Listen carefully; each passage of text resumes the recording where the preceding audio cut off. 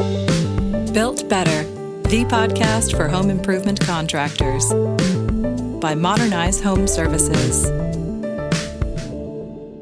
Welcome to Built Better, a podcast by Modernize Home Services where we explore and highlight trends and topics around contractor marketing. I'm Don Pucci, Director of Account Management and your host. By my side is co-founder, Mr. Chris Pallatroni.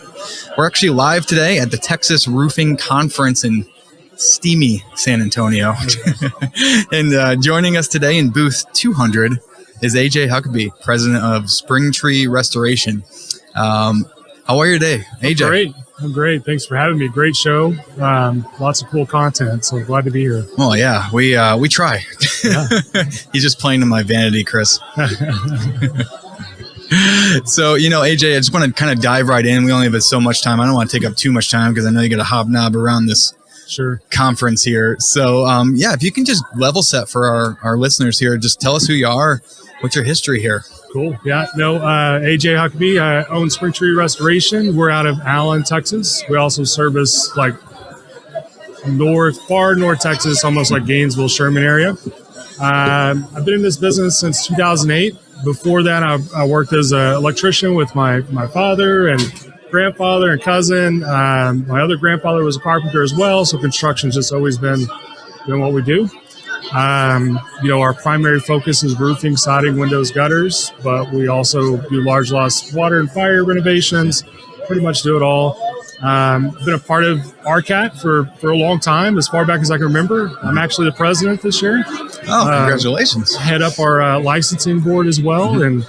And it's just, at Springtree, we're really committed to our communities, committed to our team and our industry, and being a part of RCAT is just, one of those core values that we like to live by. Well, we really appreciate you again being here. I know you're a busy guy, so I'll just start it off here. Appreciate the level set. We're asking this for everybody. The elephant on the table is, hey, we're post-COVID, right? Kind of feels good that we're maskless in a big environment here with a lot of people inside the JW Marriott.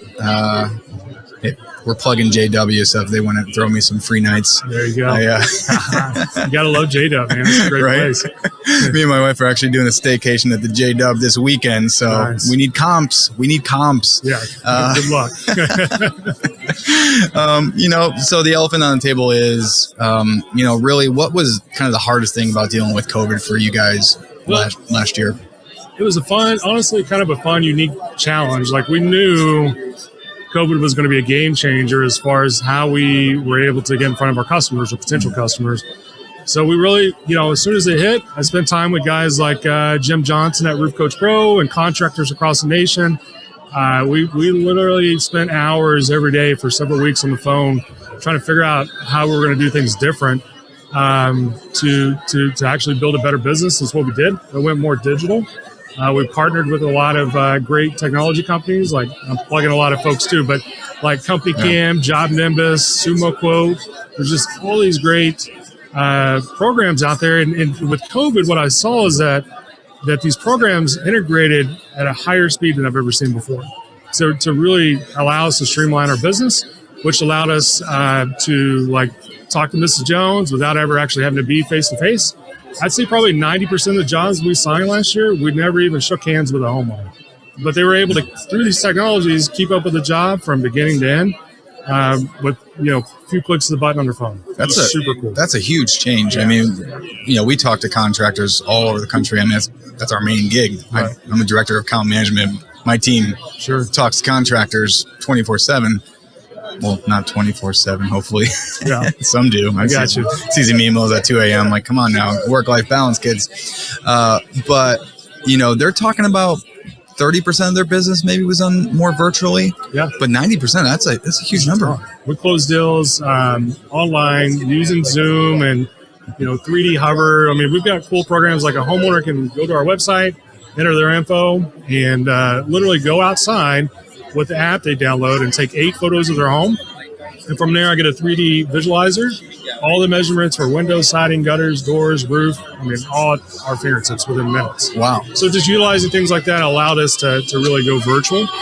And that's something that's going to stick around, I think. I mean, you get into flu season down the road once COVID is gone. I mean, it's the convenience thing, right? Right. And a lot of homeowners love it. I see it sticking around. But now people are wanting to sit down at the kitchen table and go over the job. And so it has been a lot less virtual and more interaction, which we're happy to do that too. We're happy to get back. What would you say it's coming back to? I mean, if you were at 90% during 2020. It's probably like 50-50 right now. 50-50. Sure. That's still a pretty good clip. Yeah. Chris, in the box, I'm trying to bring you in. Yeah, no, AJ, I was poking around on your site and I can't help but think with your background being in restaurants, and I have to imagine, and obviously it was a whole different lifetime ago, but you have experience opening stuff on a more national level. And I can't help but imagine that, the fact that there is now more of a virtual game that can be played in home improvement, how does that impact the way you think about scaling your company over the next couple of years? It definitely is a game changer, because not only are we able to service our customers virtually, but the training tools that are out there, I mean, you can basically train people virtually as well. You don't have to do as much hands-on on the ground. You can literally set them up with some really cool stuff through SVG and, again, Roof Coach Pro, and you can really automate your training, which means you can virtually, set up shop anywhere in the States, or, and have all that training right there on the spot. I mean, as far as some of these tools we have, like I open my laptop in the morning and I can just see all the project photos as they're going. I mean, you're able to just be in touch with every aspect of the business, literally from home, from my couch most of the time. So it definitely makes me brainstorm a little bit more about, man, what's the next step for us? What can we do to grow and to go into different markets? And I think I feel like all these tools that we've gained over the last year and a half will certainly allow us to do that much easier. I want to pivot to one more thing, AJ, and then I'll hand it back to you, Dom. Speaking of COVID, I'm looking at a little bit of your bio here. I love what I'm reading. You love coaching people. Dom and me love coaching people as well. And so I'm curious, when you're navigating a situation where there is more uncertainty than normal, right? Like there was a lot of meetings. There's a lot of what's going to happen next week, let alone tomorrow. How do you leverage or look at that uncertainty for yourself and then try to coach your team? Because those are such great opportunities, right? Adversity builds character. So talk a little bit about how COVID, I guess, your leadership style impacted the way you coach your team a little bit. Well, number one, you can't live in fear. I mean, every day we deal with different variables, and if you live in fear, you're going to get left behind.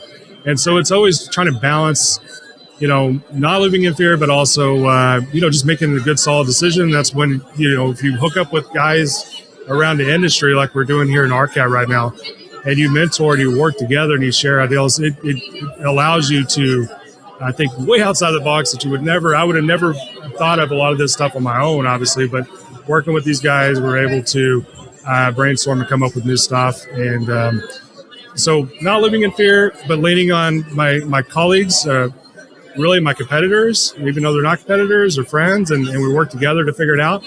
But those two things, man, really, really allows me to bring back good content for my team and coach them and coach other young contractors in the industry as well.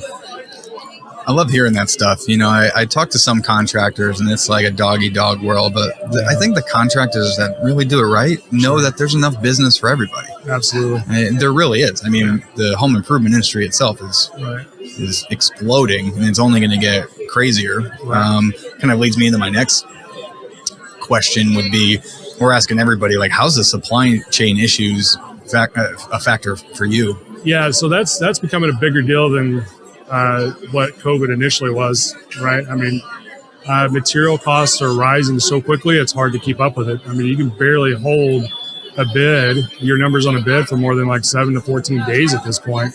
And sometimes it's quicker than that. In some industries have been hit harder than others. The roofing industry, as far as producing shingles, is really becoming a problem.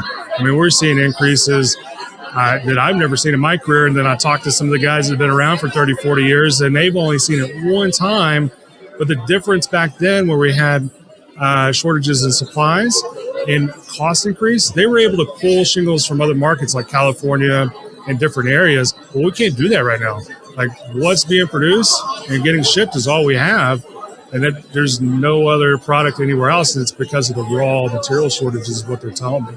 I'm hearing things like, we're looking at $125 to $150 a square for shingles by the end of all this, when most contractors, pre-COVID or really even 4 months ago, was only paying $75 a square.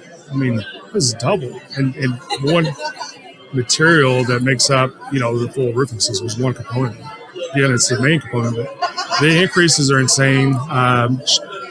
And manufacturers are only shipping, 2 to 4 truckloads to these distributors when, a year ago, they were probably getting 5 times that. But it's just not available. It's being allocated. And we're seeing that in lumber, flooring, you name it, it's across the board. So it's really becoming a problem. One way we overcame it, we were fortunate enough to be able to do this, but we had the space and the ability to pre-order stuff. I mean, we were ordering material in huge quantities before we ever really needed it because I was concerned of what it was going to cost me a month down the road when I did need it, and then was it going to be available. And that's even more real right now. Right. Yeah, I read a little bit about the chip shortage that's affecting the car industry and kind of the way it's happening. It's kind of like the toilet roll phenomenon, right? You got people buying up chips in preparation because they know that the supply is not going to be there, right? So it's exacerbating the problem, right? So it seems like that's the kind of effect across everything, and especially in the home improvement industry, right? Yeah, and we're talking maybe second or third quarter next year before we see a relief is what I'm hearing, but really nobody knows. Yeah. It's scary times in the next 12 months. Yeah, I mean, for the lumber, I think the lumber stuff is going to come down a little bit quicker, right? Because it's most of that stuff was just because of the lumber yards not actually cutting the wood. Right. And now it's like a 2 to 3 month lag, right? So I think they've got production ramping back up, but hearing from everybody else, every step of the supply chain is just decimated at this point, and pairing that with the demand. Right. So have you found that the demand increase and the supply chain shortage, is that having a factor on your close rates and what you're able to, in just terms of writing business? So most of my work is insurance restoration. Yeah. So the insurance carrier is paying for it anyways, right? Mrs. Jones is just responsible for deductible. Our biggest issue there is just keeping up with the pricing, right? We can sign a job today and it may take us 2 months to finish it, but we spent 30% more on material, today than we would have before. So I wouldn't say closing the job, but definitely making sure that we're still profitable at the end of it. It's been a challenge when it hasn't been in the past. Right. So cost of goods are up. So how does that work for other areas of your business? Like what areas can you compress, because your margins are compressed now? So what areas can you really deal with? Well, fortunately, being in the insurance world, I mean, we're able to, it's a little bit of a battle, but we're able to go back and get reimbursed for that. Mm-hmm. But contractors, the smart ones right now are adding language into their contracts to help overcome this, right? So that they're not at the end of a retail job and eating the cost, right? They're able to recoup it a little bit. So in our market, we had a huge freeze. I'm sure everybody heard about the North Texas freeze, or really the entire Texas freeze. And then we've had a lot of hailstorms, and it all happened in a short period of time. So the demand here has been unlike anything I've ever seen. Yeah. I mean, it's we really didn't have enough contractors to come in and handle it. And then having the material to turn around and help those consumers out was tough too. I mean, we ran out of air movers and dehumidifiers within days of the ice storm. I mean, that never happens. Are you kidding me? Right. And then we were bringing in literally 200 sheets of drywall a week just to be ready for the buildbacks and everything that came along with it. Insulation. We're running out of drywall and insulation and texture in our markets. That's how bad it was. But they all seem to be rebounding and catching up, except for shingles. I feel like shingles, they're going to supply enough to keep the market where it needs to be, but it could definitely be a waiting game, on some of these materials. I'm curious, has your, the percentage of your business, I know for the roofing, it's insurance, but you guys do other stuff as well. And I know manufacturers are backed up in all different trades, but how is the proportion of your work kind of fluctuated Because I got to imagine you're pushing some a little bit more than others, or you're trying to like figure out like which ones have the least amount of delay or something of that. Can you speak a little bit to how like your distribution of your product sales is changing? Yeah, we've definitely went more inside the home this season. Normally we stay on the outside, roofing, siding, gutters, windows, but we with the water claims, it obviously pushes us inside more. Honestly, I like doors and windows. We know it's going to take 8 to 10 weeks to get those in, but once you order them, you know you're not paying an increase in 18 to 10 weeks. You bought them for that. So we've got a lot of those jobs where we've gone ahead and ordered the material. It's teed up, it's ready to go. But so we've shifted primarily more to the interior than normal. Maybe just a couple more questions here, and then we'll get you on your way. Sure. Running low on battery on these cameras. Yeah, I mean, what makes you excited through this period? I mean, a lot of changes have happened. Like, what gets you jazzed up to come to work every day? Man, I tell my team every day, like, listen, there's variables you've got to overcome. The one reason I love this job is there's new variables every day. If you ever stop learning in this business, you're failing, right? So COVID, material shortages, I mean, it's just all another challenge. You overcome and you get better because of it, right? And I always look at the silver linings. I mean, all this great technology that's came out of the market, all these great new products that have come out of the market, I feel like they've accelerated and came together a lot quicker than they ever would have before. So honestly, the roofing industry, I feel like, has really stepped its game up. And when we get past this COVID stuff and get past these material shortages, we're all going to be much better because of what we experienced in 2020 and 2021. It does get me excited, honestly. Yeah. I'm fired up about 2022 right now. Like, what is that going to look like and how we're going to be even more better than we are today, for sure. Yeah, no, I could feel the enthusiasm. It's great, man. I'm pretty pumped about what's going to happen next year, I think, as things start to normalize a little bit. Yeah, I mean, I can go curbside on pizza all day now. So let's keep that stuff. Let's take away some of the stuff that, was no good. Yeah. Keep the HEB curbside. If materials are skyrocketing, I mean, honestly, as a contractor, if you play it right, I mean, that's just, you're making more money, right? Because you're making a percentage on top of what it costs you, right? If you play your cards right. So it can be, that's a silver lining too. Like, okay, great, on this, this roof would have been $20K last year. Well, now it's 32. I'm making that much more money on the roof. So that's a good thing. Right. I mean, that's a great way to look at it too. Sure. I mean, it's just kind of your perception, how you flip the script, so to speak, right? I mean, I always tell my team, I was like, listen, this could be a problem, a challenge, or an opportunity. Absolutely. And a lot of times it's, hey, if you failed in something, now you've learned what not to do on that. Exactly. And so now you pick yourself up and grow from it, right? You've got to learn every day. I mean, we're not perfect. We make mistakes. As long as we're learning from it, that's all that matters. Yeah, absolutely. Chris, you look like you have another question. I'm just thinking as I listen to AJ, and AJ, as Dom's mentioned, and we just talked to so many contractors. I mean, we've been doing this for so long, and it is definitely a breath of fresh air to hear how much tech is finally getting siphoned in to, what is just kind of a good old boy industry, and I think look, contractors are phenomenal at the work they do in general, speaking just on the average. But there's so much to be said about the customer journey. There's so much to be said about teching up. And it's just, we jokingly say it's like, they're dragging their knuckles through this, right? It's like text message came out, 20 plus years ago. Like, let's get with the times, like make it easy for people, remove the friction. So I love the fact that you guys are doing virtual. I love the fact that you can go and be at your house and get the pulse of the business through all that different tech. And I think it's just a great win for homeowners, especially as companies like you, should they choose to scale and then offer a better brand experience coupled with that technology. You just don't hear that all that often in the industry. So kudos to what you guys are doing over there. Yeah, I appreciate it. Yeah, I want to just roll back on the technology piece just a second. So you were talking about you have technology, and I'm not in tune with it from a homeowner perspective because contractors I've worked with, they're still pen and paper.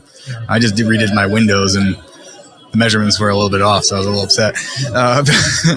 What's the technology for measuring the windows and going into that so that contractors kind of have an idea of what they should be navigating towards? Well, we'll always go back out and hand measure. Yeah. But I could pull what's called a hover report, and it literally gives me a 3D model of that entire home. It gives me the to the square inch, rounds up to the square inch. The measurements in the windows, doors, roof, siding, brick, whatever it may be. And I can design it. Like Ms. Jones can say, hey, I want to paint my brick white and I want black trim and a black roof or whatever. And I can literally play around with her model and design it to what she wants. I can change the different brands of shingles on the roof, the different brands of siding, the whole 9 yards. And then, okay, great. You like this, sell it. Ms. Jones agrees to it. And then I can quickly estimate it. It's so much easier than it used to be. Obviously, when you're going to turn around and order windows, it's going to take 8 to 10 weeks to come in.